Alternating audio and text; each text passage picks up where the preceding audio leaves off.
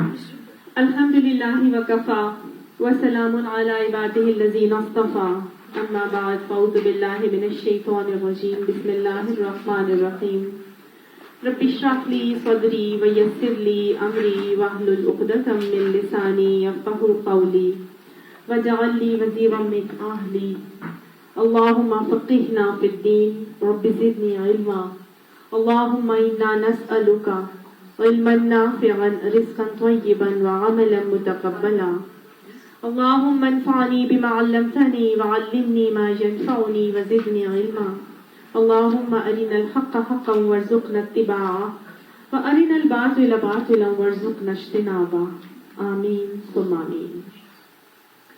سورہ عنکبوت آیت نمبر 40 تک ہم نے پچھلی کلاس میں کیا تھا، آج آیت نمبر 41 سے کریں گے۔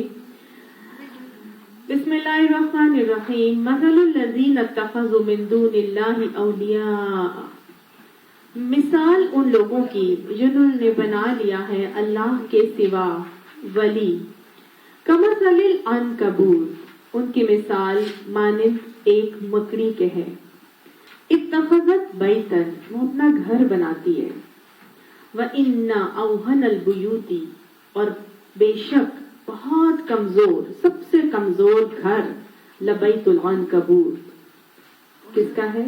البتہ گھر ہے مکڑی کا، لو کانوا یعلمون، کاش کہ وہ جانتے۔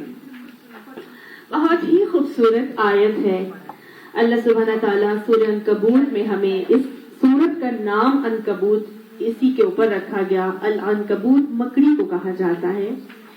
اللہ تعالیٰ نے مکڑی کی مثال دی ہے اور یہ مثال دی ہے کہ جن لوگوں نے اللہ کے سوا کسی اور کو اپنا ولی بناتے ہیں، جو لوگ اللہ کے سوا کسی اور کو اپنا ولی، اپنا کارساز، اپنا رہنما، اپنا گائیڈ، اپنا لیڈر بناتے ہیں، تو ان لوگوں کے گھروں کی مثال بالکل مکڑی کے گھر کی جیسی ہے کہ جب مکڑی اپنا گھر بناتی ہے، لیکن کیا ہے کہ سب سے کمزور ترین گھر مکڑی کا گھر ہوتا ہے۔ پہلی بات تو یہاں یہ سمجھ میں آ رہی ہے کہ اللہ سبحانہ تعالیٰ کے ہاں کوئی بھی مخلوق حقیر نہیں ہے، ٹھیک ہے نا؟ یہ سب مخلوق اللہ ہی کی مخلوق ہے۔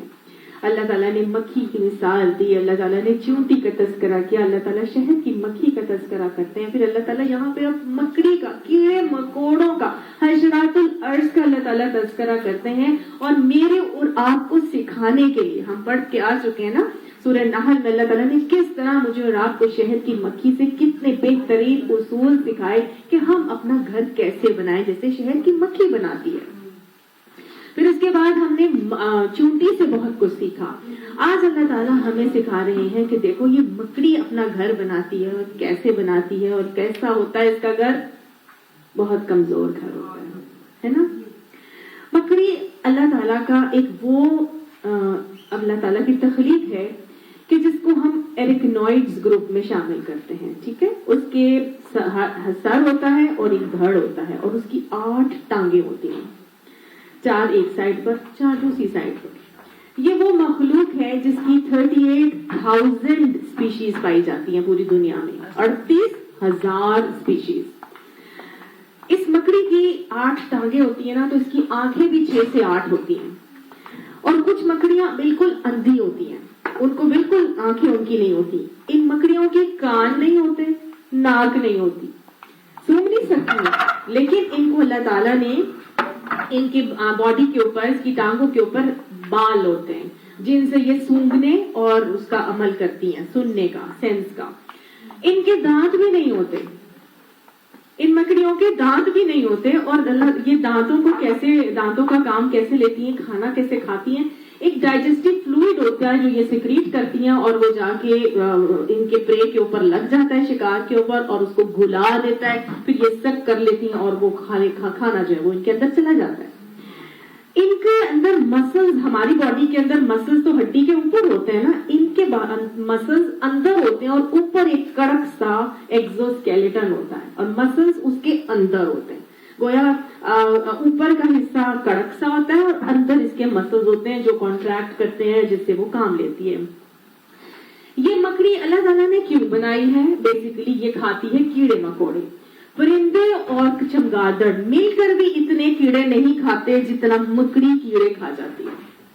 एक मकड़ी जितने कीड़े खाती है, रिसर्च ने बताया कि परिंदे और चमगादड़ मिल के भी उतने कीड़े नहीं खा सकते। तो गोया अल्लाह ताला ने किसी फायदे के लिए ही ये मखलूक बनाई है, लेकिन ये जो काम घर बनाने के यहाँ पे कर रही है, जिसको मैंने और आपने देखना है, जो मेरे और आपके लिए उसूल देती है, वो ये कि पहली बात तो ये कि कैसे इसका मेल और फीमेल का मामला कैसे होता है। जब घर बनता है तो अल्लाह ताला घर हमारे लिए बेसिक फैमिली यूनिट बनाया ना, हम दोनों मिलकर घर बनाते हैं, मर्द और औरत, हमारे घर मर्द और औरत मिलकर बनाते हैं। लेकिन इस मकड़ी के जाले को, मकड़ी के घर को मकड़ी बनाती है, मकड़ा नहीं बनाता। इसका मेल पार्टनर जो होता है वो घर नहीं बनाता। हर मकड़ी अपने मुंह से एक सिल्क थ्रेड निकालती है जो इतना स्ट्रॉन्ग होता है कि उस सिल्क थ्रेड की जितनी मोटाई की अगर आयरन रॉड हो तो उससे 5 गुना ज्यादा मजबूत इसका सिल्क थ्रेड होता है। और रिसर्च बताती है कि अगर इसका सिल्क थ्रेड इतना बारीक ना होता, एक पेंसिल के जितनी मोटाई का होता, तो एक वेब जो ये बनाती तो वो एक जंबू जेट तैयारे को रोकने के लिए काफी था। साइंटिस्ट आज तक इस चीज को नहीं निकाल सके, इस तरह की चीज इजाद नहीं कर सके कि ये इतना मजबूत सिल्क कैसे बनाती है। इतने मजबूत सिल्क के होने के बावजूद भी इसका घर इतना कमजोर, इतना आप कह लें कि इतना हल्का होता है कि हम फूंक मारे तो वो टूट सकता है, हम उंगली लगाएं तो वो गिर सकता है कि नहीं? इसलिए कि ये घर मकड़ी और मकड़ा मिल के नहीं बनाते। इसके मेल पार्टनर का इसमें कोई काम नहीं होता। मेल पार्टनर जो है ना, वो कभी कभार अपनी फीमेल को प्रेजेंट में वो तोहफतन एक मक्खी, मरी हुई मक्खी दे देता है कि तुम ये खा लो। और ये क्या करती है, अकेली अपना घर बनाती है। आप उसूल सीखते जाएं, ये मेरे और आपके घर बनाने के लिए उसूल है। आज जो फेमिनिज्म का नारा लगा के दुनिया का बेड़ा गर्क हो चुका है ना, ये जो फेमिनिस्ट ग्रुप आके दुनिया का बेड़ा गर्क कर चुके हैं, आजादी निस्वा के नारे लगाते हैं कि औरत सब कुछ कर सकती है, हमारे दीन का ये मिजाज नहीं है। ये मेल पार्टनर के साथ रहना पसंद नहीं करती, ये मेल पार्टनर के साथ सिर्फ और सिर्फ मैटिंग के लिए जाती है, बस इसके अलावा और कोई काम नहीं है। और वो भी 2 साल में एक दफा की मैटिंग इसके लिए काफी है। एक दफा की मैटिंग में ये इतने मतलब सबूत तवील हो जाती है कि ये 3000 अंडे दे सकती है। 3000 ये अंडे देती है, प्लस इसका काम ये होता है कि ये अपने अंडे छोड़ के भाग जाती है। ये अपने अंडों का भी ख्याल नहीं रखती। जो ब्लैक टेरेंटुला होता है, मकड़ी का एक खास किस्म है, पाई जाती है, उसका एक वुल्फ मकड़ी कहलाती है। वुल्फ स्पाइडर वो अपनी पीठ के ऊपर उन सारे बच्चों को लादता है और फिर वो कहीं इधर उधर लेके जाता है। जो माँ होती है ना, वो अपने बच्चों की हिफाजत नहीं करती, मेल भी नहीं करता। वो वुल्फ टेरेंटुला एक है, वुल्फ स्पाइडर, वो सिर्फ अपने कमर के ऊपर वो बच्चों को बिठा लेता है और वो इधर से उधर लेके जाता है। ये अपने बच्चों की हिफाजत और निगहदाश्त और निगहबानी नहीं करती। ये सिर्फ क्या करती है, इसने थ्रेड बनाना होता है और थ्रेड से जो है ये दरमियान से अपना घर शुरू करती है और सिल्क थ्रेड जो इसके मुंह से निकलता जाता है ये बनाती जाती है। जब ये अपना थ्रेड से घर बनाती जाती है तो साथ साथ उसमें एक खास किस्म का सेंट एसेंस जो है ना, ये ड्रॉप के सूरत में डालती जाती है। वो जो ड्रॉप और एसेंस होता है ना, वो किसी भी शिकार को पकड़ने के लिए काफी होता है। ठीक है, तो वो अच्छा, इस खुसूसियत अल्लाह ने इसको ये दी है कि ये पानी के ऊपर भी चल सकती है। अल्लाह ने इसको अपने ही जाले के ऊपर चलने का तरीका बता दिया। हम देखें तो कैसे जाले को हाथ भी लगे तो वो टूट जाता है ना, लेकिन इसको अल्लाह ने तरीका बता दिया कि तुमने घर के ऊपर कैसे चलना। ये अपनी ही टांगों से अपने पूरे घर में चलती भी है, सब कुछ करती है। और वो जो सेंट छोड़ती जाती है ना, उस सेंट के ऊपर आके इसका शिकार चिपक जाता है और बस उसको वो वही मर जाता है। और फिर ये जाती है, उसके ऊपर अपना पूरी डाइजेस्टिव जूसेस डालती है और फिर आहिस्ता से उसको निगल लेती है थोड़े 2 घंटों के बाद। तो ये एक तरीका है इसका। اب آپ یہ دیکھیں کہ یہ میل پارٹنر کے ساتھ کیا کر رہی تھی, صرف اور صرف میٹنگ کے لیے جاتی ہے. سم ٹائمز یہ میل پارٹنر کو ڈیورنگ میٹنگ اور جسٹ آفٹر میٹنگ خود کھا جاتی ہے. یہ اپنے میل پارٹنر کو خود ہی کھا جاتی ہے. اب یہ سارا کا سارا گھر کس سے چلا رہی ہے؟ خود چلا رہی ہے. تو جو گھر ایک عورت چلاتی ہے وہ کیسا گھر چلے گا؟ کمزور ہوگا. وہ ایسا ہی ہوگا جیسے ایک مکڑی کا گھر ہوتا ہے. اتخذت بیتن, بناتی ہے وہ اپنا گھر, لیکن اللہ تعالیٰ فرماتا ہے وَإِنَّ أَوْهَنَ الْبُيُوتِ لَبَيْتُ الْعَنْكَبُوتِ, اور بے شک سب سے کمزور ترین گھر کس کا ہے؟ مکڑی کا گھر ہوتا ہے. لَوْ كَانُوا يَعْلَمُونَ, کاش کہ تم لوگ جان لیتے. اللہ سبحانہ تعالیٰ نے مکڑی کے گھر کے بارے میں تو یہاں پہ مجھے اور آپ کو بتایا. ہم اگر یہاں پر دیکھیں تو جو فیمنزم کا نعرہ لگاتے ہیں اور آزادی نسواں کے دعوے کرتے ہیں اور چارٹر پہ اٹھ کے خوب جو ہے وہ عورت کی آزادی کے قائل ہیں, عورت کو یہ کرنا چاہیے, عورت کو وہ کرنا چاہیے, مرد عورت کو اللہ نے ایک جیسا بنایا, ایک جتنے حقوق دیے, حالانکہ ایسی بات نہیں ہے. ہمارے دین میں عورت اور مرد کے اندر اللہ تعالیٰ نے ڈفرینس رکھا ہے, اور ایک گھر کے نظام کو چلانے کے لیے بھی اللہ تعالیٰ نے مرد کو عورت کے اوپر ایک درجہ اوپر رکھا ہے. قرآن میں آتا ہے علیہن درجہ, سورہ النساء میں آتا ہے الرجال قوامون علی النساء, کہ مرد عورت کے اوپر قوام ہے. تو گویا ہمیں مردوں کی برتری کو تسلیم کرنا ہوگا, اس کے بغیر ہمارا گھر نہیں بن سکتا. اور ہم یہ بارہ پڑھ چکے ہیں کہ اللہ تعالیٰ نے مرد کو قوام اسی لیے بنایا تھا کہ اللہ تعالیٰ ایک ادارے کو چلانے کے لیے ایک ہی لیڈر چاہیے ہوتا ہے نا, ادارے کا سربراہ ایک ہی ہوتا ہے. دو سربراہ بن جائے تو ادارہ نہیں چل سکتا.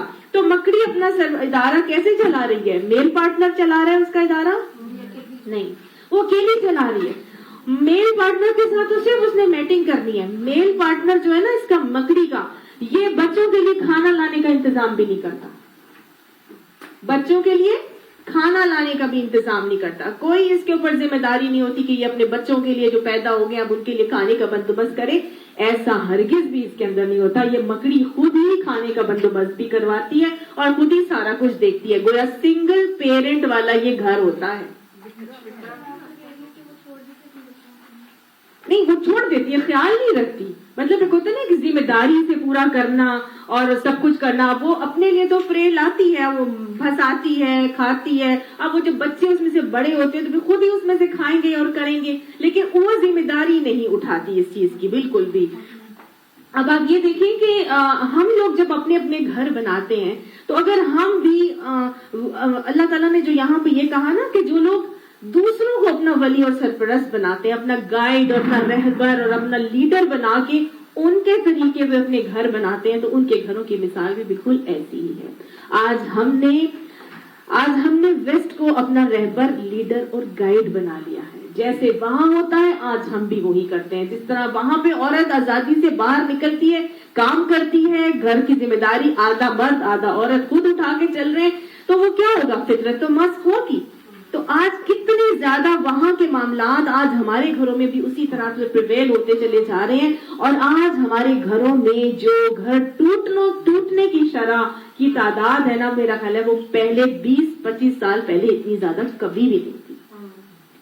ایک دم سے دیکھا گیا ہے کہ وہ طلاق ہو جاتی ہے, اتنی بڑی بڑی شادیاں ہوتی ہیں, اتنی دھوم دھام سے ساری کی ساری رسمیں اور پتہ نہیں کون کون سی مہندیاں اور ڈھولکیاں اور اتنے بڑے ڈیزائنر جوڑے اور ہر چیز اتنا پیسہ پانی کی طرح بہایا جاتا ہے. لیکن پھر کیا ہوتا ہے؟ 4 مہینے نہیں گزرتے اور لڑکی ماں کے گھر آ کے بیٹھ جاتی ہے اور کہتی ہے میں تو رہ ہی نہیں سکتی, میں نے اب واپس نہیں جانا اس گھر میں جا ہی نہیں سکتی. بھائی کیوں نہیں جا سکتی تم؟ کیا بات ہو گئی ہے؟ آخر کیا وجہ ہے؟ نہیں, میں نے جاننا ہی نہیں. مطلب آج ہمارے یہاں کیا ہے, لڑکیاں اتنی زیادہ اوور کانفیڈنٹ بنا دی گئی ہیں کہ وہ کسی کی سپریمیسی کو برداشت ہی نہیں کر سکتی. کتنی لڑکیاں اپنے گھر صرف اس لیے توڑ دیتی ہیں کہ میں نہیں ایسے کر سکتی کہ جی وہ مجھے گائیڈ کرتا ہے, فلاں سے ملو, فلاں سے بات نہ کرو, فلاں یہ کرو, فلاں جو مطلب یہ کرو یہ نہ کرو. میں کسی کی فل ٹائم کی ڈکٹیشن برداشت نہیں کر سکتی. کیوں نہیں کر سکتی بھائی؟ وہ تمہارا قوام ہے, اللہ نے اس کو تمہارا ذمہ دار بنایا ہے. جب تم اپنے ماں باپ کے گھر رہتی تھی تو کیا ماں باپ کی بات مان کے نہیں چلتی تھی؟ آج اگر وہ تمہیں کسی بات کے لیے کہہ رہا ہے یا منع کر رہا ہے تو تمہارے بھلے کے لیے ہی کر رہا ہے. سمجھ کو تو دیکھو, اس کو مان کے تو دیکھو, اپنا رہنما سربراہ اپنا قوام سمجھو گی تو آگے بات چلے گی نا. اتنے بڑے بڑے گھرانے 30 سال گزرتے ہیں اور اس کے بعد ہم دیکھتے ہیں ایک دم سے ڈیورس ہو گئی. معلوم ہی نہیں ہوتا کہ کیسے ڈیورس ہو گئی. بھائی 20-30 سال تم نے ساتھ گزارے, ایک دم ڈیورس ہو گئی, کیوں؟ کیونکہ انہوں نے اپنا رہنما, اپنا لیڈر اور اپنا گائیڈ کس کو بنا لیا؟ ویسٹ کو. وہ ویسٹ کی تکلیف میں ہم اپنا گھر بنا کے چل رہے ہیں, وہ اللہ کے بتائے ہوئے طریقے کے مطابق اپنے گھر کو نہیں چلا رہے. لہٰذا آہستہ آہستہ آہستہ ان کے گھر کمزور سے کمزور ترین ہوتے چلے جاتے ہیں, اور پھر وہ ایک دم سے ایسے ٹوٹتے ہیں کہ ہم دیکھتے ہی رہ جاتے ہیں کہ اتنے اچھے خاصے رہ رہے تھے, ابھی کیا ہوا, ایک دم سے سارے کا سارا گھر ہی ٹوٹ گیا. تو یہ گھر جو ہے نا یہ بہت کمزور ہو جاتے ہیں, کیونکہ ہم جن گھروں کو اللہ کے بتائے ہوئے طریقے کے مطابق نہیں چلائیں گے پھر وہ گھر کمزور ہی ہوں گے, مکڑی کے گھروں کی طرح. ہم دیکھیں اگر ہم گھر بناتے ہیں دنیا میں تو کیا طریقہ ہوتا ہے گھر بنانے کا. جب بھی ہم نے گھر بنانا ہوتا ہے تو ہم کیا کیا کرتے ہیں؟ سب سے پہلے گھر ہم نے بنانا ہو تو ہم اس کے لیے پلاٹ لیتے ہیں.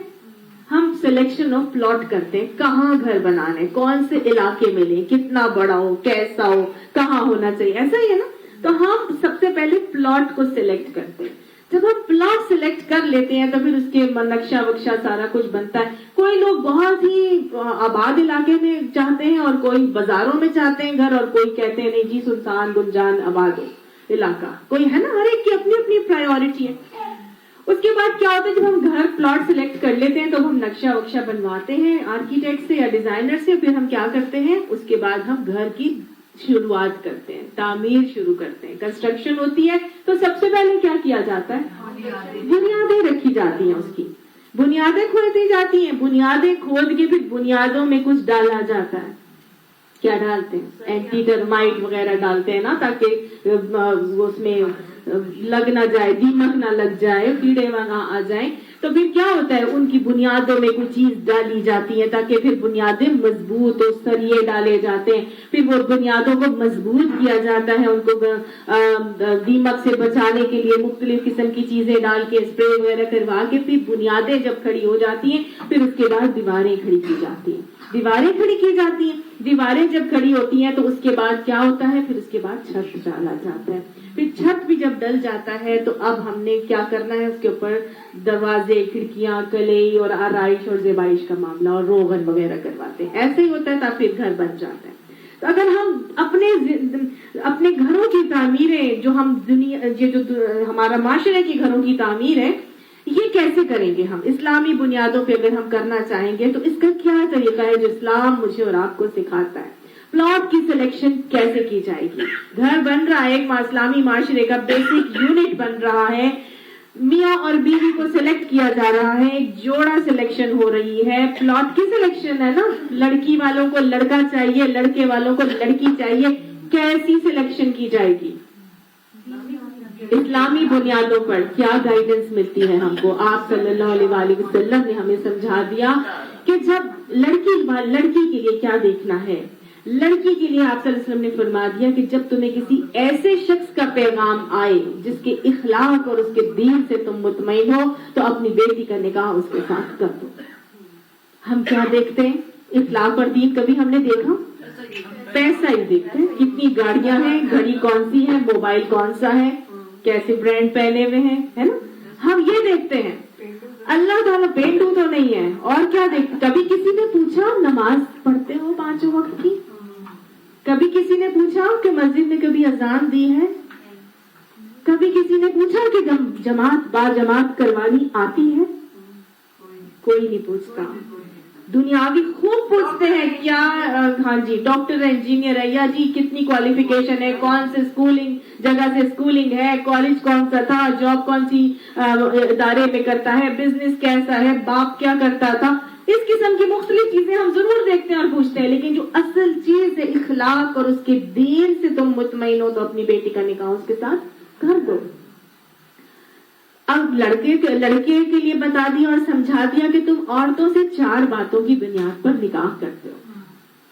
تم اس کے عورت سے اس کی یہ 4 باتیں کون سی تھی؟ ایک حسب نسب، ایک خوبصورتی، ایک مال اور ایک اس کے دین. پھر آپ نے فرمایا کہ تم عورت سے اس کی خوبصورتی کی بنیاد پر نکاح نہ کرنا، ہو سکتا ہے کہ اس کی خوبصورتی اس کو ہلاکت کی طرف لے جائے. تم عورت سے اس کے مال کی بنیاد پر نکاح نہ کرنا، ہو سکتا ہے کہ اس کا مال اس کو ہلاکت کی طرف لے جائے. تم عورت سے اس کے دین کی بنیاد پر نکاح کیا کرو. اور آپ نے فرمایا تھا نا 3 چیزیں جمع کرنے کے، دنیا ساری کی ساری متاع ہے لیکن بہترین متاع نیک بیوی ہے. 3 چیزیں جمع کرو، ایک ذکر کرنے والی زبان، شکر کرنے والا دل، اور وہ ازواج جو دین کے راستے میں مددگار ہو. ہم یہی نہیں دیکھتے، ہم باقی سب کچھ دیکھ رہے ہوتے ہیں. لڑکی کیسی ہو، لمبی ہو، خوبصورت ہو، پتلی ہو، دبلی ہو، اسمارٹ ہو اور بہت کیری کرنا آتا ہو اور معاشرے میں خوب سینہ تان کے چلنے والی ہو، کانفیڈنٹلی ہر ایک سے بات کرنے والی ہو. ہم صرف یہ دیکھتے ہیں، ہم یہ دیکھتے ہیں. لیکن ہمارے نبی ہمیں کیا پلاٹ سلیکشن میں کیا سمجھا رہے ہیں کہ تمہارا بھلا ہو کہ تم عورت سے اس کی دین کی بنیاد پر نکاح کیا کرو. تو آج کے بعد اگر ہم کسی کو سلیکٹ کریں گے اپنے بیٹوں کے لیے، اپنی بہنوں، اپنے بھائیوں کے لیے، تو ہم کیسے سلیکٹ کریں گے؟ اپنے دیوروں کے لیے تو ہم کیسے سلیکٹ کریں گے؟ دین کو پرائیورٹی بنائیں گے انشاءاللہ. کیونکہ دین کو جو پرائیورٹی بنا لے گا تو پھر آگے کے کام خود بخود آسان ہو جائیں گے. اب پلاٹ کی سلیکشن ہو گئی. اب پلاٹ کی سلیکشن کے بعد دوسرا مرحلہ آتا ہے اس کی بنیادیں رکھنے کا. اب جب گھر کی شروعات اور تعمیر کی جاتی ہے تو اس کی بنیادوں میں کیا چیز ڈلے گی؟ بنیادوں میں تو ہمیں کچھ بھی نظر نہیں آتا نا. کوئی چیز نظر آتی ہے بنیادوں میں ہم نے ڈالی ہے؟ گھر نظر تو ہمیں اوپر والا سٹرکچر ہی نظر آتا ہے، بنیادیں تو کسی کو بھی نظر نہیں آتی. بنیادوں میں وہ چیزیں ہوں گی جو ہمیں ظاہرتاً نظر نہیں آتی، وہ ہماری روحانی عبادات ہوں گی. اگر گھر کی بنیاد میں ہی تقویٰ رکھ دیا جائے، خوف خدا ڈال دیا جائے، مرد کے دل میں بھی، عورت کے دل میں بھی، گھر والوں کے دل میں بھی، یہ وہ چوکیدار ہے جو کسی گھر میں آ جائے تو پھر معاملات کی اصلاح کرنا مشکل نہیں ہوتا. پھر کسی اور آؤٹ سائڈ فورس کی ضرورت نہیں رہتی اللہ کی دین کی باتوں کو قائم کرنے کے لیے. صرف ایک تقویٰ کا چوکیدار اگر انسان کے دل میں موجود ہے، جو گھر کی بنیادوں میں لڑکے کی بھی ڈالنی ہے اور لڑکی کی بھی ڈالنی ہے، پھر انشاءاللہ جب تقویٰ ڈال دیا، صبر ڈال دیں، شکر ڈال دیں، پھر قناعت ڈال دیں. آپ صلی اللہ علیہ وسلم نے قناعت کا سبق دے کے بھیجا تھا اپنی بیٹی کو کہ فاطمہ علی تنگ دست ہے، اس کو سوال کر کے رسوا نہ کر. تو یہ آپ صلی اللہ علیہ وسلم نے قناعت کے زیورات سے آراستہ کر کے اپنی بیٹی کو بھیجا تھا. آج ہمیں بھی اپنی بیٹیوں کو قناعت کے زیورات سے آراستہ کر کے بھیجنا ہے کہ ہر حال میں راضی برازاں رہنا. جب قناعت ہوگا، صبر ہوگا، شکر ہوگا، توکل علی اللہ ہوگا اور اللہ کے تقویٰ دلوں میں ہوگا، بنیادوں میں اگر یہ چیزیں پڑ گئی تو انشاءاللہ وہ گھر بہت ہی خوبصورت مضبوط ترین بنیادوں والے ہوں گے.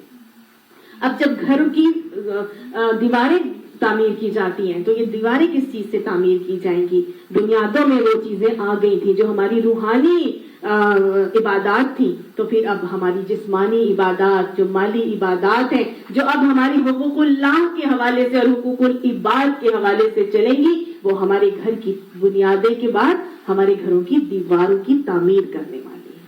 ہمارے گھروں کی تعمیر کس سے ہوگی؟ حقوق اللہ والی عبادات سے ہوگی، نماز سے ہوگی، خشیت والی نماز سے، پھر روزے سے ہوگی، پھر ہم اذکار کریں گے، پھر ہم بہترین معاملات لوگوں سے کریں گے، ہمارے پڑوسیوں کے ساتھ، ہمارے گھر والوں کے ساتھ. حقوق العباد میں ہر چیز ہم لے کے چل رہے ہیں. اپنے جو ہمارے ملازم ہیں ان کے ساتھ کیسے ہیں، اولاد کے ساتھ کیسے ہیں، اپنی ساس سسر کے ساتھ معاملات کیسے ہیں، ہمارے گھر سسرال کے ساتھ معاملات ڈیلنگز کیسی ہیں، ہمارے میکے کے ساتھ ڈیلنگز معاملات کیسے ہیں، ہمارے پڑوسیوں کے ساتھ کیسے ہیں. ہر طرح کے حقوق العباد اور حقوق اللہ والی عبادات سے جب ہماری گھر کی دیواریں تعمیر ہوں گی تو پھر آگے معاملہ چھت کا آ جاتا ہے.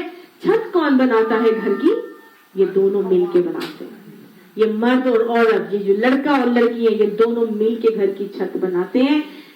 لڑکے کو کچھ سوچنا ہے اور لڑکی کو کچھ سوچنا ہے، یہ دونوں مل کر گھر کی چھت بناتے ہیں. لڑکی کیا سوچے گی؟ الرجال قوامون علی النساء. الرجال کو، اس مرد کو اللہ نے میرے اوپر قوام بنا دیا ہے. अलैहिन्ना दरजा, इसका मेरे ऊपर एक दर्जा ज्यादा कर दिया है, बस ये मुझे जो कहेगा मैंने इसकी बात मान के चलनी है। फिर ये क्या करेगी, फस्सालिहातुन कानितातुन हाफिजातुन लिलगैब का मामला करके बेहतरीन फरमाबरदार अपनी बीवी बन के दिखाएगी, नेक होगी, अपने शौहर की इज्जत, माल, औलाद और उसकी चीजों की उसकी गैर मौजूदगी में हिफाजत करने वाली होगी। बेहतरीन बीवी की सिफात हमने सूरह निसा में पढ़ी थी। इस बीवी ने ऐसे बन के चलना है, और वो जो शौहर है वो क्या बनेगा, वो कैसे छत बनेगा, वो सोच लेगा कि निसाउकुम हर्सुल लकुम, ये औरत तुम्हारी खेती है, इसकी निगहदाश्त करो, रखवाली करो, इसकी झाड़ झंकार को निकालो, इसके अंदर ईमान के बीज डालो, इसके अंदर बेहतरीन इसकी अफजाइश करो, इसको कुरान इल्म की अबियारी करो, इसकी नस्ल अच्छी आए, ताकि तुम्हारे साथ जब मियां बीवी खुश होंगे तो इंशाअल्लाह घराना खुश हो जाएगा।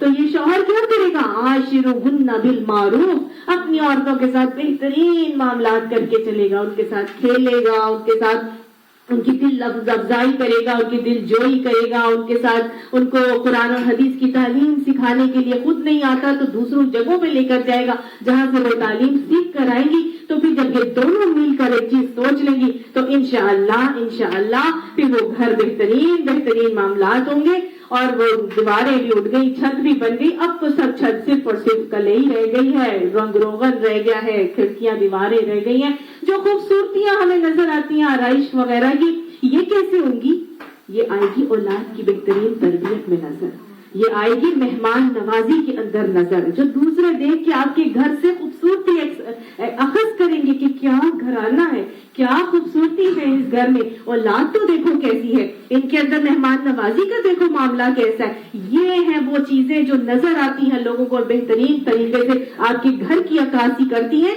तो ये है तरीका हमारे घर में अल्लाह ताला ने, जो मुझे और आपको हमारी शरीयत ने सिखा दिया कि ये घर जब बनेंगे ना तो फिर ये घर जन्नत नजीर नमूने भी बनेंगे, और इन घरों से बेहतरीन नस्लें भी परवान चलेंगी। अल्लाह ताला हम सब के घरों को जन्नत नजीर नमूने बनाए, और अल्लाह हमारी औलादों को दीन के कामों के लिए चुन ले। दोनों को भी एक चीज सिखाई गई थी, माँ जब छत जो ये बन गए थे ना, जब ये छत बने हैं तो अब इन दोनों को आपस में मोहब्बत रखने के लिए हमारा दीन क्या सिखाता है, हुन्ना लिबासुल लकुम व अंतुम लिबासुल लहुन्ना, ये तुम्हारा लिबास है, तुम उनका लिबास हो। लिहाजा ना शौहर अपना लिबास किसी बीवी के हवाले से किसी के सामने फाड़ेगा, न बीवी अपने शौहर का लिबास किसी और के सामने फाड़ेगी। और साथ में अगर कहीं कोई परेशानी, कोई हक तलफी का मामला हो भी जाता है, वसुलहु खैर, तो सुलह बहरहाल क्या है, बेहतर है। सुलह कर लिया करो, अपने अपने हकूक हासिल करने के बजाय अपने फराइज को अदा करने की फिक्र ज्यादा करो, क्योंकि अगर हकूक रह भी गए तो कोई बात नहीं, ये हकूक तुम्हारे जो रह गए हैं दुनिया में अल्लाह ताला तुम्हें उस वक्त दिलवा देगा जब आखिरत में तुम्हें हकूक की बहुत ज्यादा जरूरत होगी। तो ये जब दोनों मियां और बीवी जब ये बातें मिल के सोच के चलते हैं तो फिर ऐसे घर जो है ना वो मकड़ी के घरों की तरह कच्चे और कमजोर नहीं होते। फिर जितने मर्जी मुश्किल हालात आ जाते हैं फिर वो दोनों मियां और बीवी आपस में यही दुआएं मांगते रहते हैं कि रब्बना हब लना मिन अज़वाजिना व ज़ुर्रिय्यातिना कुर्रता अयुनिन वजअलना लिलमुत्तक़ीना इमामा, कि अल्लाह तू मेरे अज़वाज को और मेरी औलाद को मेरी आंखों की ठंडक बनाए रख और हमें मुत्तकीन का इमाम बना दे। ये मुश्किलात तो आई है मुझे ऊंचा उड़ाने के लिए, ए अल्लाह इन मुश्किलात से मुझे आसानी के साथ सुरखुरू कर दे। ये सारे मामलात किस लिए होते हैं? आज हमारे यहाँ ये सब इसीलिए नहीं हो पा रहा कि हर किसी को अपने अपने हक चाहिए, मुझे मेरा हक बन जाए, मिल जाए। मैं 4 दिन हुए मुझे आए हुए इस घर में, और वो जो औरत जो मेरी सास थी वो 25-30 साल से इस घर की महारानी बन के बैठी थी, ये 4 दिन में चाबियां और हर चीज मेरे हवाले कर दे, मुझे तो इजाजत ही नहीं, मुझे तो कुछ करने की जरूरत ही नहीं है, मैं तो यहाँ कुछ कर ही नहीं सकती, मैंने नहीं रहना यहाँ पे, चलो जी अलहदा हो जाओ, दूसरे घर में जाके रहूं। आज फिर हमारे घर इसीलिए जो है ना बहुत कच्चे होते जा रहे, और फिर जब लड़की लड़का दूसरे घर में अकेले चले जाते हैं तो फिर वहां लड़की का वही हाल हो जाता है जो मकड़ी का हाल है, कि वो मियाँ को अपने पैरों की जूती बना के सिर्फ उस वक्त उसके पास जाती है जब बहुत उसे अपनी जरूरत मिलती है, नहीं तो बस उसका काम, मियाँ का काम सिर्फ और सिर्फ यही है कि वो कोलू के बैल की तरह कमा कमा के ला रहे हैं, और बस इसके अलावा सारा घर कौन चला रही है, वो औरत चला रही है। और फिर वो घर जो है ना वहाँ पे बच्चे अच्छे परवान करते हैं और ना ही वहाँ के घरों की मजबूती और पारदारी की कोई गारंटी होती है, क्योंकि जो घर ہے کہ لڑکی کو علیحدہ کر دیں؟ ہاں جی بالکل ہے، لیکن آپ دیکھیں اگر ہمارے اسلام کے اندر لڑکی کو علیحدہ کرنے کا ہے، بالکل ہے، لیکن اس کے لیے بھی پورا طریقہ ہے نا جو میں نے بھی آپ کو سکھایا، ابھی جو میں نے آپ کو بتایا کہ پھر مرد اور عورت کو کیا سوچنا ہے، گھر کی بنیاد میں کیا ڈالنا ہے. اگر شروع میں ہی ہماری بیس یہ ہوگی کہ ہم نے اس لیے علیحدہ رہنا ہے کہ ہم نے ویسی لائف گزارنی ہے جیسے امریکنز گزارتے ہیں یا جیسے ویسٹ والے گزارتے ہیں کہ میں بھی رانی تو بھی رانی، کون بنے گا گھر کا پانی، تو پھر مکڑی کے گھر ہی بنیں گے. سمجھ آ گئی ہے نا؟ تو پھر جی بالکل. تو بس یہاں پر اللہ سبحانہ تعالیٰ نے مجھے اور آپ کو طریقہ سکھایا کہ ہم اگر چاہتے ہیں کہ ہمارے گھر مکڑی کے گھروں کی طرح کچے نہ ہوں تو پھر ہمیں اپنے گھروں کی بنیادوں میں یہ سب چیزیں ڈالنی پڑے گی، ہمیں اپنی اصلاح کرنی پڑے گی، ہر سٹیج پر کرنی پڑے گی. انشاءاللہ پھر ہمارے گھر کچے نہیں ہوں گے بلکہ پکے ہی گھر ہوں گے. یہ لوگ اللہ کو چھوڑ کر جس چیز کو بھی پکارتے ہیں اللہ اسے خوب جانتا ہے اور وہی زبردست اور حکیم ہے. اللہ تعالیٰ نے اس پچھلی آیت کی اختتام کیا تھا لو کانوا یعلمون، کاش کہ یہ لوگ جانتے، کاش کے لوگ یہ جان لیں بات کہ جو میں یہ مکڑی کی جو میں نے مثال دی ہے، کاش جان لیں لوگ کہ یہ چھوٹی بات نہیں، یہ بہت بڑی بات ہے. اور آگے تو حضور صلی اللہ علیہ وسلم کی پیشن گوئی بھی تھی نا، پیشن گوئی ہے کہ قرب قیامت میں عورتیں جو ہے نا وہ مردوں کے ساتھ کاروبار میں شامل ہوں گی اور مردوں کے کاروبار کیا کریں گی. اور ہم دیکھ رہے ہیں کہ آہستہ آہستہ آہستہ عورتیں مردوں کے شانہ بشانہ ہو کے ان کے بزنس میں ان کے کام ساتھ کر رہی ہیں. یہ مثالیں ہم لوگوں کی فہمائش کے لیے دیتے ہیں مگر ان کو وہی لوگ سمجھتے ہیں جو علم رکھنے والے ہیں. اللہ تو ہمیں علم والا بنا دے. اللہ نے آسمانوں اور زمین کو برحق پیدا کیا ہے، در حقیقت اس میں ایک نشانی ہے اہل ایمان کے لیے. اب اے نبی صلی اللہ علیہ وآلہ وسلم آپ کیا کیجئے، اتلو پڑھیے آپ صلی اللہ علیہ وآلہ وسلم کو اور آپ صلی اللہ علیہ وسلم کے توسط سے مجھے آپ کو رہتی دنیا تک کے قاری قرآن کو اب حکم دیا جا رہا ہے. یہ بات یاد رکھیے گا کہ سورہ عنکبوت بیسیکلی شرک کی نفی کرنے والی سورت ہے، اللہ کی توحید پر راسخ کر کے اللہ کی بندگی کی طرف لانے والی سورت ہے. یہ مکی سورت شروع کی اس کی آیات اور میں نے پڑھا تھا شروعات کیسے ہوئی تھی کہ کیا تم لوگوں نے یہ سمجھ رکھا ہے کہ تم یوں ہی چھوڑ دیے جاؤ گے کہ تم کہے ہو کہ ہم ایمان لے کر آئیں اور تمہیں آزمایا نہیں جائے گا. آزمائشیں تو آئیں گی. تو گویا اللہ تعالیٰ اب ثابت قدمی کے طریقے مجھے اور آپ کو سکھا رہا تھا اور یہاں اب اللہ تعالیٰ ہمیں بندگی کا طریقہ سکھا رہے ہیں کہ تم چاہتے ہو کہ تم اللہ کی معرفت کو حاصل کر لو، اللہ کی بندگی کو اپنا لو اور اللہ کی اطاعت کی طرف آ جاؤ، شرک کی ٹوٹل نفی کر لو، اپنے اندر سے ٹوٹلی شرک کو نکال دو. تو پھر اب تم کیا کرو، اتلو پڑھو. اتلو یہ اس کا روٹ ورڈ ہے تالام واؤ. تلو کہتے ہیں ایسے پڑھنا کہ پڑھتے پڑھتے جائیں اور سمجھ آتا چلا جائے. ٹھیک، پڑھتے جائیں سمجھ آتا جائے. کیا پڑھنا ہے ایسے کہ ہمیں سمجھ میں آتا جائے؟ اتلو ما اوحی الیک من الکتاب، وہ پڑھو کہ ایسے پڑھو کہ تمہیں سمجھ آتا جائے. وہ پڑھنا ہے جو وحی کیا جا رہا ہے تمہاری طرف اس کتاب، اس الکتاب القرآن مجید کے اندر جو بھی تمہارے اوپر وحی کیا جا رہا ہے اس کو ایسے پڑھتے جاؤ کہ تمہیں سب سمجھ میں آتا چلا جائے. کیا ہم قرآن ایسے پڑھتے ہیں کہ ہمیں ہر چیز سمجھ میں آتی چلی جائے؟ نہیں.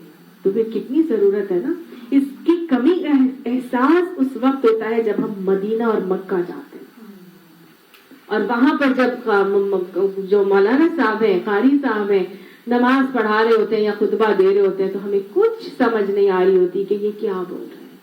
اور باقی جتنے عرب کنٹریز کے لوگ ہیں وہ نماز میں خشوع بھی ہوتا ہے، کیفیت بھی ہوتی ہے، رو بھی رہے ہوتے ہیں، ٹھٹے بھی مطلب کیا کہتے ہیں ٹھاٹھے مار کے رو رہے ہوتے ہیں، وہ سمندر کی طرح ان کے آنسو بہ رہے ہوتے ہیں. کیونکہ ان کو سمجھ میں آ رہا ہوتا ہے. ہماری کتنی بڑی محرومی ہے کہ ہمیں سمجھ ہی نہیں آتا. تو پھر کتنی ضرورت ہے نا کہ ہم قرآن کی کم سے کم ابجد کو سمجھیں، اس کی اتنی ہمیں سمجھ میں آ جائے کہ اور آپ یقین کریں گے بالکل مشکل نہیں. اردو زبان اور عربی زبان بہت مشابہت رکھتی ہیں، مطابقت رکھتی ہیں. صرف 600 الفاظ ہیں جو ڈفرینٹ ہیں، باقی سب آلموسٹ ویسے ہیں، روٹ ورڈز ایک جیسے ہیں.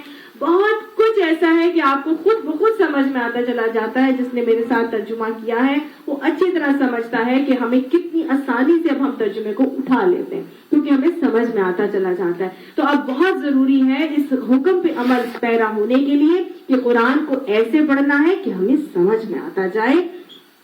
وہ اپنی صلاۃ. اچھا آپ صلی اللہ علیہ وآلہ وسلم نے ایک مرتبہ آپ صلی اللہ علیہ وسلم کے پاس نا ایک شخص آیا, بیٹھے ہوئے تھے, لوگ بیٹھے ہوئے تھے, تو حضرت علی نے بھجوائی تھی 4 سونے کی تھیلیاں, 4 تھیلیاں بھجوائی تھی اور اس کے اندر سونا تھا. تو آپ صلی اللہ علیہ وسلم نے وہ سونے کی تھیلیاں جو تھی نا وہ 4 لوگوں میں بانٹ دی. ایک شخص کھڑا ہوا, اس کا ایک خاص حلیہ بتایا جاتا ہے حدیث میں, وہ کھڑا ہوا حبشی قسم کا تھا اور اٹھ کے آپ صلی اللہ علیہ وسلم کے اوپر ناراض ہوا اور آپ کہنے لگا یا رسول اللہ صلی اللہ علیہ وسلم عدل کیجیے. تو آپ صلی اللہ علیہ وسلم کے چہرے پر ایک رنگ آیا ایک رنگ گیا. آپ نے فرمایا کیا میں تم میں سب سے زیادہ عدل کرنے والا نہیں؟ وہ شخص پھر بولا یا رسول اللہ عدل کیجیے, اور وہ غصے میں نہ پیر پٹکتا ہوا وہاں سے چلا گیا. حضرت عمر اٹھے, انہوں نے کہا یا رسول اللہ حکم دے کہ میں اس شخص کا بدتمیز کا سر قلم کر دوں. آپ نے فرمایا نہیں, رہنے دو. لوگ کہیں گے کہ محمد اب اپنے ساتھیوں کی گردنیں مارنے لگا ہے. پھر آپ صلی اللہ علیہ وسلم نے تھوڑی دیر توقف کر کے فرمایا کہ عنقریب اس شخص کی نسل میں سے ایسے لوگ اٹھیں گے جو قرآن کو مزے لے لے کر پڑھیں گے, لیکن ان کا حال یہ ہوگا کہ ان کے حلق کے نیچے سے قرآن نہیں اترے گا. کہیں ہم ان لوگوں میں سے تو نہیں ہیں کہ ہم قرآن کو خوب مزے لے لے کر پڑھتے ہوں, قرآن پڑھتے بھی ہیں, قرآن پہ قرآن ختم کیے جاتے ہیں, جھومتے بھی ہیں, ہم سر بھی دھوتے ہیں اس کی تلاوت کو سن سن کر, اور ہم خوب خوب وظیفے بھی کرتے جاتے ہیں, لیکن ہمارے حلق سے وہ نیچے ہی نہیں اترتا. کہیں ہم ان لوگوں میں تو نہیں ہیں. اللہم لا تجعلنا منہم. حلق سے نیچے اترنے کا کیا مطلب ہے؟ کیا چیز حلق سے نیچے اترتی ہے؟ اچھا بتائیں, حلق سے کیا چیز ہم نیچے اتارتے ہیں؟ کھانا. Very good. حلق سے ہم کھانا نیچے اتارتے ہیں. جب ہم کھانے کو ہم حلق سے نیچے اتارتے ہیں تو وہ کہاں جاتی ہے؟ ہمارے پیٹ میں جاتی ہے. پیٹ میں جا کے وہ کیا ہوتی ہے؟ ہضم ہوتی ہے, ڈائجسٹ ہوتی ہے, اور ڈائجسٹ ہونے کے بعد وہی خوراک ہماری باڈی کا حصہ بن جاتی ہے, ہماری خون میں شامل ہوتی ہے, اور اس کے اثرات آہستہ آہستہ ہمارے جسم پہ نظر آتے ہیں. اگر ہم خوراک نہیں کھاتے تو کیا ہوتا ہے؟ ہم کمزور لاغر ہو جاتے ہیں, ویک ہو جاتے ہیں, اس کے اثرات ہمارے نظر آتے ہیں. ہم زیادہ کھاتے ہیں تو اس کے اثرات ہمارے اوپر نظر آتے ہیں. تو گویا حلق سے جو چیز اترے گی اس کے اثرات ہمارے جسم سے عیاں ہونا ضروری ہے. ہونا ضروری ہے کہ نہیں؟ آج قرآن ہمارے حلق سے اتر رہا ہے کہ نہیں؟ اپنا اپنا محاسبہ کرنے کی ضرورت ہے. یہ قرآن میرے اور آپ کے جسم کا حصہ بن رہا ہے کہ نہیں؟ اس قرآن کو پڑھنے کے بعد ہمارے اعمال میں کوئی چینج آیا ہے کہ نہیں؟ اس قرآن کے پڑھنے کے بعد ہماری اصلاح ہو رہی ہے کہ نہیں؟ اگر ہو رہی ہے تو الحمدللہ یہ ہمارے حلق سے نیچے اتر کے ہمارے جسم کا حصہ بن رہا ہے. اسی لیے ہمیشہ میں یہ دعا ضرور مانگتی ہوں کہ اللہ تو ہم نے پڑھا ہے, اس کو ہمارے اعمال سے چھلکا دینا, اس بات کا ثبوت دے دینا کہ ہم تیرے بندے ہیں. سمجھ میں آئی؟ اس کو ہمارے حلق سے اتار کے ہمارے جسم کا حصہ بنا کے ہمارے اعمال سے چھلکا دے کہ جو ہم نے پڑھا ہے اس پر عمل کیا ہے. اللہ تعالیٰ اس قرآن کے اوپر ہمیں تو اس قرآن کے اوپر عمل کرنے کی توفیق ہمیں عطا فرما دے. اب اللہ تعالیٰ یہاں پہ فرماتے ہیں وہ جو وحی تمہارے اوپر کی جا رہی ہے اس کو پڑھا کرو, اور کیا کرو؟ اقم الصلاۃ, نماز کو قائم کرو. گویا نماز کو قائم کرنے کے اندر سب سے بہترین جگہ ہے اس قرآن کو پڑھنے کی. سب سے بہترین جگہ قرآن کو پڑھنے کی نماز کے درمیان میں, وہ جو قیام کا موقع ہوتا ہے نا, قیام کے وقت جب ہم سورہ فاتحہ کے بعد جو پورشن ہوتا ہے قرآن پڑھنے کا, یہ بہترین وقت ہے قرآن پڑھنے کا. اللہ تعالیٰ نے فرمایا نماز کو قائم کرو. یہ جو پڑھتے ہو نا تمہیں سمجھ میں آتا جاتا ہے, یہ خاص طور سے نماز کے قیام میں اس کو شامل کرو. آپ سے اللہ تعالیٰ نے قرآن میں فرمایا نا کہ ان صلاۃ الفجر کان مشہودا, جو فجر کی نماز کا جو پڑھا ہوا قرآن ہے وہ شہادت دے گا. تو لہٰذا خصوصی طور پر اہتمام کیا کریں کہ فجر کی جو نماز ہے اس کے اندر ذرا لمبی تلاوت کیا کریں. جو بڑی بڑی صورتیں آپ کو یاد ہیں، سورہ فاتحہ ہے، سورہ یاسین ہے، سورہ رحمان ہے، سورہ ملک ہے، جو ہم نے بڑی بڑی یاد کی، ان کو کوشش کیا کریں فجر کے نماز میں ضرور ہی قیام میں اس کو پڑھیں، اور کیونکہ وہ ہمارے لیے باعث اجر و ثواب بھی ہوگا اور بہترین ذکر کی یہ شکل ہے۔ اللہ تعالیٰ کا یہ حکم ہے جو آج ہم نے پڑھ لیا کہ اس قرآن کو پڑھا کرو، اور خصوصی طور پر نماز کے قیام کے اندر پڑھا کرو۔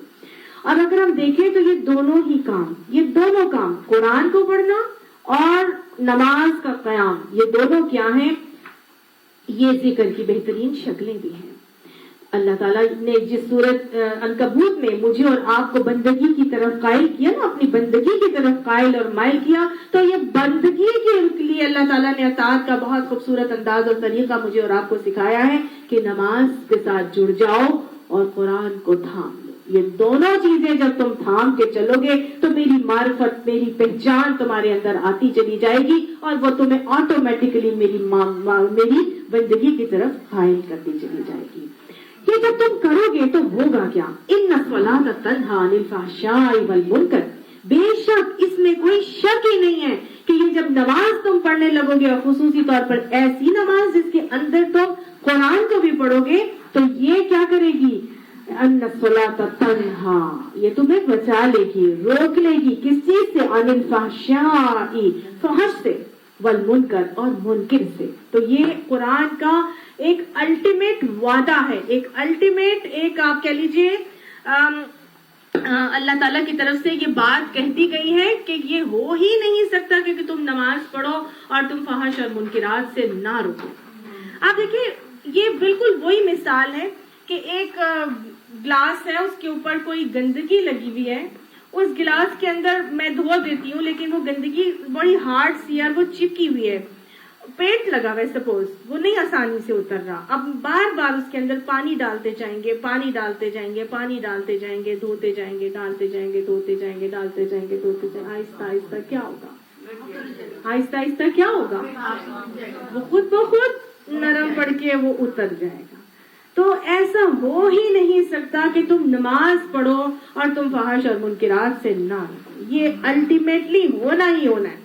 کچھ لوگ کہتے ہیں کہ یہ تو بڑا نماز پڑھتا ہے لیکن یہ پھر بھی غلط کام کرتا ہے، یہ پھر بھی جھوٹ بولتا ہے، یہ پھر بھی دھوکہ دہی کرتا ہے۔ تو آج نہیں صحیح ہو رہا، کل ہو جائے گا، یہ ہوگا ضرور، کیونکہ یہ اللہ نے قرآن میں کہہ دیا ہے کہ ان الصلاۃ تنہی عن الفحشاء والمنکر، بے شک نماز فحش اور منکر سے روکے گی ہی روکے گی، یہ بچاتی ہے۔ آہستہ آہستہ آہستہ لگے رہیں، پڑھتے رہیں، جیسی آتی ہے ویسی ہی پڑھتے رہیں، اس کا اعجاز ہے، اس کا معجزہ ہے، یہ آپ کے ساتھ آپ کے اندر سے فحش اور منکر کو نکالے گی۔ ٹھیک ہے، اب یہ سوچ کے کہ بھئی میری نماز تو مجھے سمجھ ہی نہیں آ رہی، میری نماز میں تو خشوع بھی نہیں ہو رہا، میری نماز تو بس پتہ نہیں کیسی ہے، پتہ نہیں قبول بھی ہو رہی ہے کہ نہیں، چھوڑو میں نہیں پڑھتی، ہے نا۔ اب یہ نہیں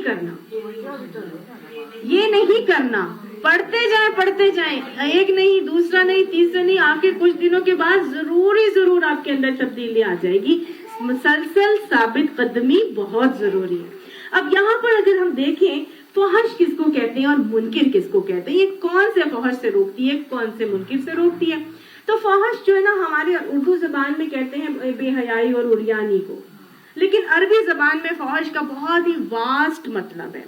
صرف اور صرف فحش اور بے حیائی اور عریانی کو عربی میں نہیں کہتے، فحش کہتے ہیں ہر برائی کو، ہر برائی جس کا اثر دور تک جاتا ہے۔ ایسی برائی کہ جیسے آپ صلی اللہ علیہ وسلم نے پوچھا تھا نا، گناہ کیا سے پوچھا گیا تھا کہ گناہ کیا ہے، تو آپ نے فرمایا تھا گناہ وہ ہے جو تیرے دل میں کھٹکے اور تجھے یہ برا لگے کہ لوگوں کو اس کا علم نہ ہو جائے، یہ کیا ہے؟ گناہ ہے۔ تو ہر ایسی بات جس کا ہمیں یہ فیلنگ آئے کہ یہ لوگوں کو نہ پتہ چل جائے، وہ فحش ہے۔ سمجھ آ گئی؟ ہر ایسی بات جس کا ہمیں یہ ہو کہ لوگوں کو پتہ نہ چل جائے، یہ فحش ہے۔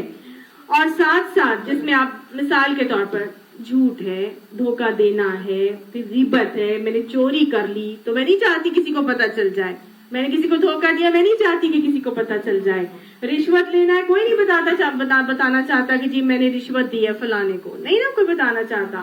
اسی طرح عریانی کے معاملات ہیں، بے حیائی اور زنا وغیرہ، کوئی نہیں بتانا چاہتا کہ جی میں نے ایسا کام کیا ہے۔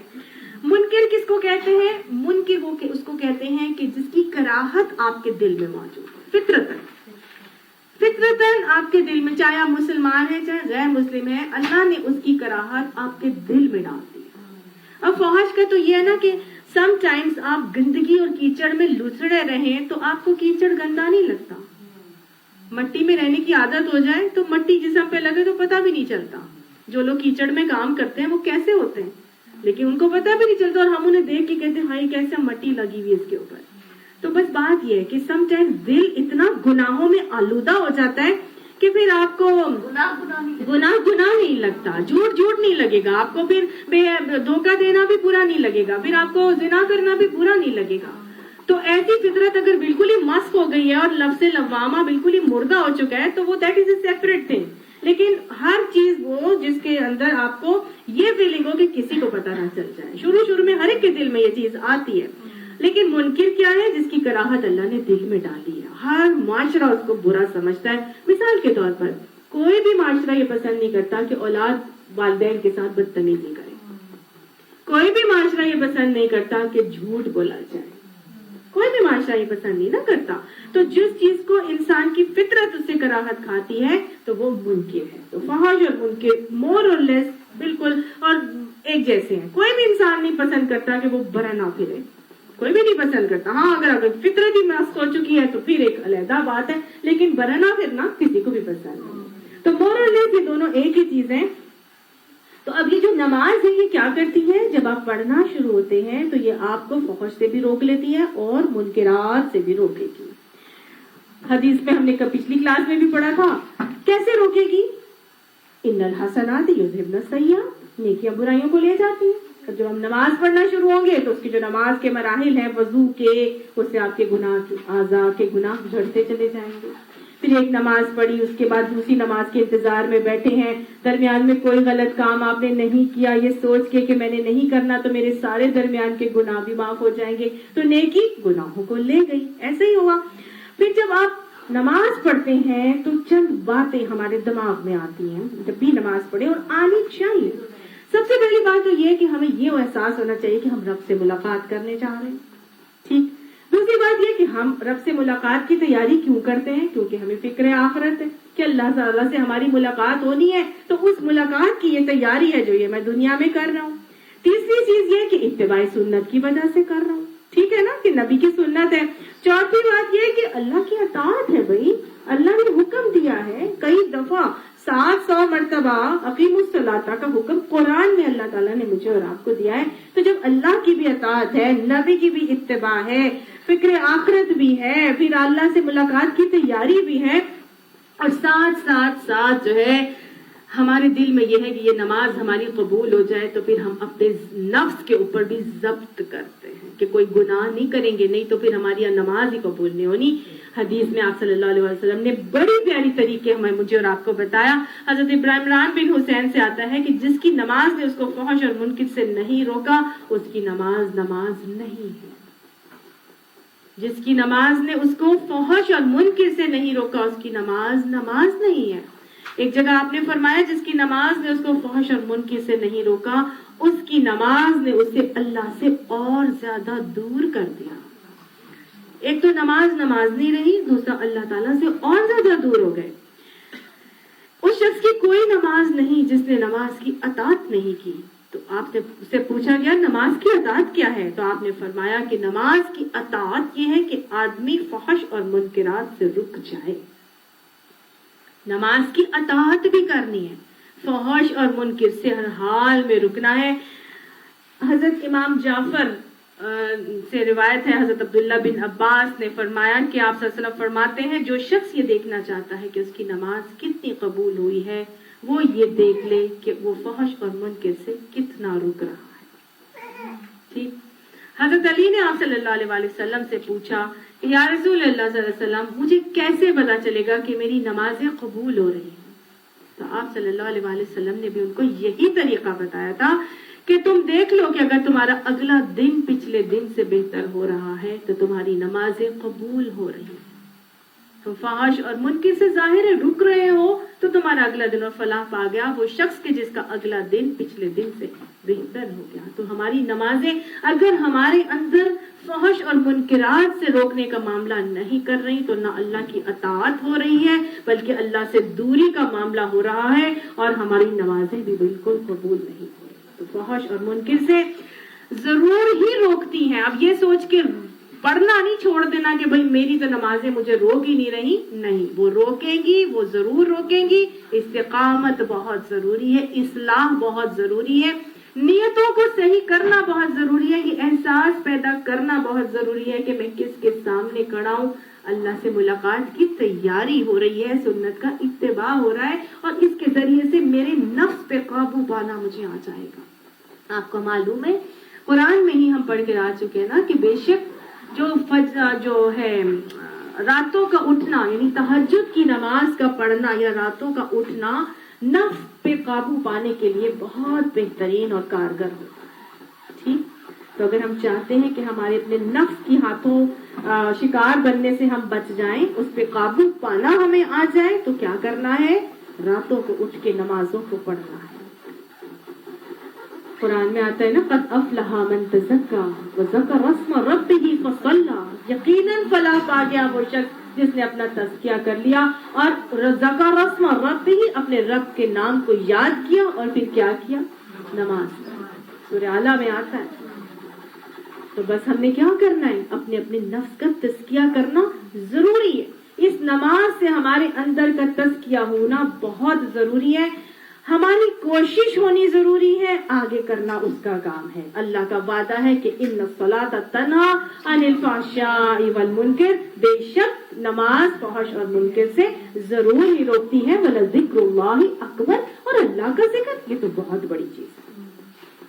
یہ دو چیزیں ہی تو اللہ کا ذکر ہے. کیا؟ اقیم الصلاۃ للذکر، نماز کو میرے یاد کے لیے قائم کرو.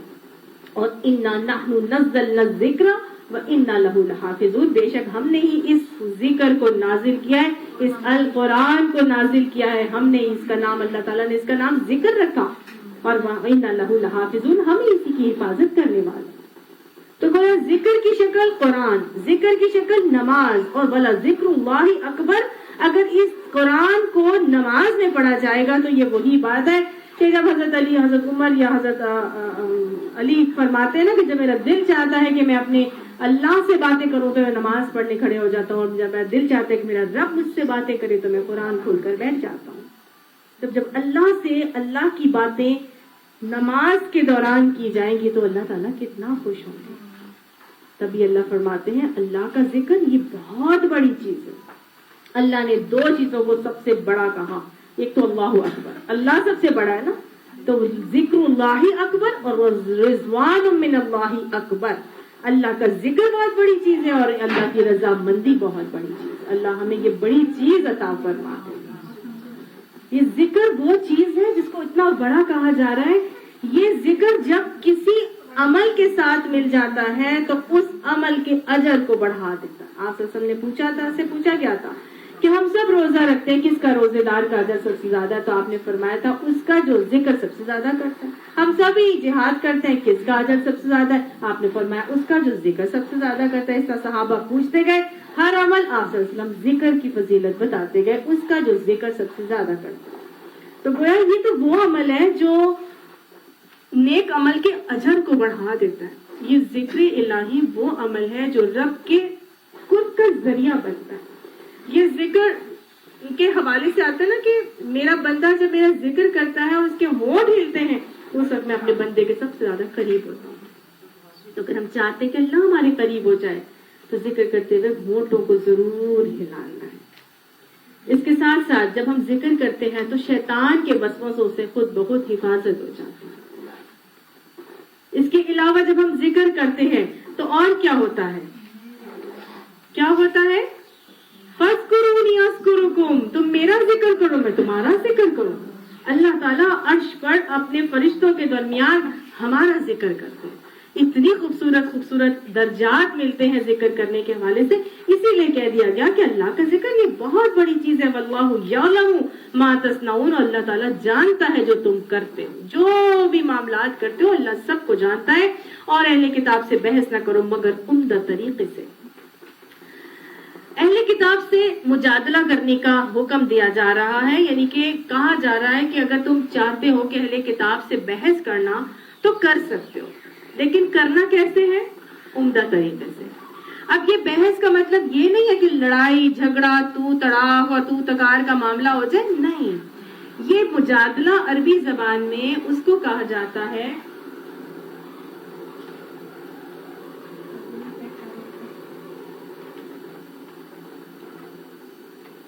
ये मुजादला अरबी जबान में उसको कहा जाता है कि जैसे एक मुज़ाकरा होता है, जैसे कि कॉन्वर्सेशन होती है। एक शख्स है वो भी इंटेलेक्चुअल है, वो अपने इल्म के साथ खड़ा हुआ, वो अपने कुछ लॉजिक्स देगा, कोई बातें करेगा। दूसरा शख्स है वो उसके हवाले से कोई और बातें करेगा। तो बहुत तरीके के साथ, बड़ी रीजनिंग के साथ, बड़ा लॉजिकली, बड़ा रैशनली आप एक दूसरे के साथ मुजादला कर सकते हैं। हमारा दीन इसकी इजाजत देता है और हमें तरीके भी सिखाता है। यहाँ भी कहा जा रहा है इल्ला बिल्लती ही ahsan, मगर ahsan तरीके से बात करो। पीछे भी हम पढ़ के आए हैं सूरह नहल में कि उदउ इला सबीली रब्बिका बिल हिक्मा वल मौइज़तिल हसना वजादिलहुम बिल्लती ही ahsan। एक और जगह सूरह हामीम सजदा में आएगा कि वला तस्तविल हसनतु, यानी नेकी और बुराई बराबर नहीं होती। इदफा बिल्लती ही ahsan, बुराई को भलाई से दरगुजर करो। फइज़ल लज़ी बैनका व बैनहु अदावतुन कअन्नहु वलियुन हमीम, तुम देखोगे कि तुम और तुम्हारा वो जो जानी दुश्मन था वो कैसा हो जाएगा? ऐसा हो जाएगा जैसे जिगरी दोस्त बन गया। एक और जगह अल्लाह ताला बताते हैं कि इदफा बिल्लती ही ahsan सय्यिआ नहनु आलमु बिमा यसिफून, बुराई को अच्छाई के साथ दरगुजर करो, हम जानते हैं जो बातें ये तुम पर बनाते हैं। फिर अल्लाह ताला ने सूरह आराफ में भी सिखाया था कि खुज़िल आफ़्व, दरगुजर को पकड़ लो। अगर वो तुम्हारे साथ मुजादला करके बहस मुबाहिसे तू तकार पर आते हैं तो क्या करो? खुज़िल आफ़्व, उनको माफ कर दो, दरगुजर कर दो। वअमुर बिल उर्फ, उनको नेकी का हुक्म दो। वअरिज़ अनिल जाहिलीन, और ऐसे जाहिलों के साथ एराज करो, उनसे मुंह मोड़ लो, उनके साथ बहस करने की कोई जरूरत नहीं है। हाँ, जब कोई तुम पर उड़ता है, उठ के आता है और आके एक के चार लगाने की कोशिश करता है, तो शैतान तुम्हारे दिल में जरूर बातें डालेगा। वइम्मा यनज़गन्नका मिनश शैतानि नज़गुन फस्तइज़ बिल्लाह, जब शैतान तुम्हारे दिल में आए कि भाई इनको जाओ और इनको जाके मुंह की दिखाओ, तो अल्लाह की पनाह मांग लिया करो शैतान मरदूद से। तो गोया तरीके मुझे और आपको सिखा दिए। अब यहाँ पर कहा जा रहा है कि अहले किताब से मुजादला कर सकते हो, मुबाहिसा कर सकते हो, उनको कॉमन ग्राउंड पे बात करो, उनके साथ बेहतरीन अंदाज में बात करो। सोचने की